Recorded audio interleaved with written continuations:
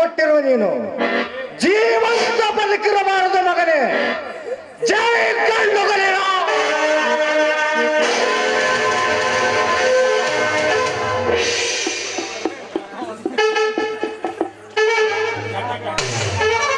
ನಾಗ ಹಣನಾಶೆಗೆ ಮನುಷ್ಯತ್ವವನ್ನು ಮರೆತು ನರಕದ ಹಾದಿ ತುಳಿದು ತಂದೆ ಸಮಾನ ಇರುವ ನನ್ನಣ್ಣನ ಮೇಲೆ ಕೈ ಮಾಡಿರುವ ನೀನು ಜೀವಂತ ಬದುಕಿರಬಾರದು.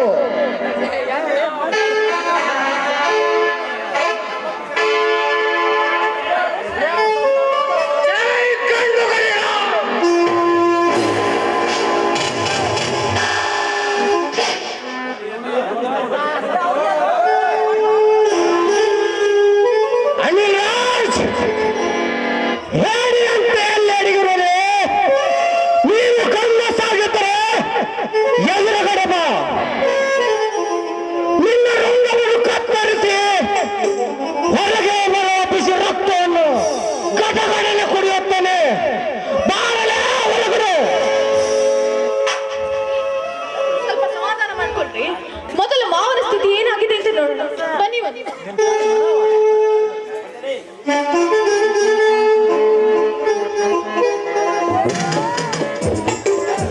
ಶಕ್ತಿ, ನಾನು ಪಾಪಿಯಪ್ಪ. ಅದಕ್ಕಾಗಿ ಆ ದೇವರು ನನ್ನ ಕಾಲಿಗೆ ಹೊಡಿಸಿದ್ದಾನಪ್ಪ. ನಡೆಯಲು ಬಾರದಂತೆ ನನ್ನ ಕಾಲಿಗೆ ಹೊಡಿಸಿದ್ದಾನೆ.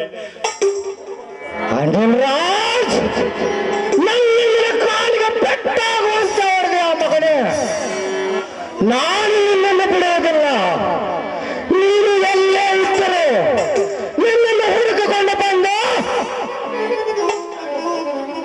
ಈ ನನ್ನ ಕೊಟ್ಟೆಯಿಂದ ನಿನ್ನನ್ನು ಕೊಚ್ಚಿಕೊಳ್ಳುತ್ತೇನೆ ಮಗನೇ, ಕೊಚ್ಚಿಕೊಳ್ಳುತ್ತೇನೆ.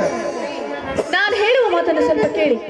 ಮಾವ ಇರೋ ಪರಿಸ್ಥಿತಿಯಲ್ಲಿ ಮೊದಲು ಅವರನ್ನ ಆಸ್ಪತ್ರೆಗೆ ಕರ್ಕೊಂಡು ಹೋಗ್ಬೇಕು. ನಡೀರಿ, ಮೊದಲು ಆಸ್ಪತ್ರೆಗೆ ಹೋಗೋಣ.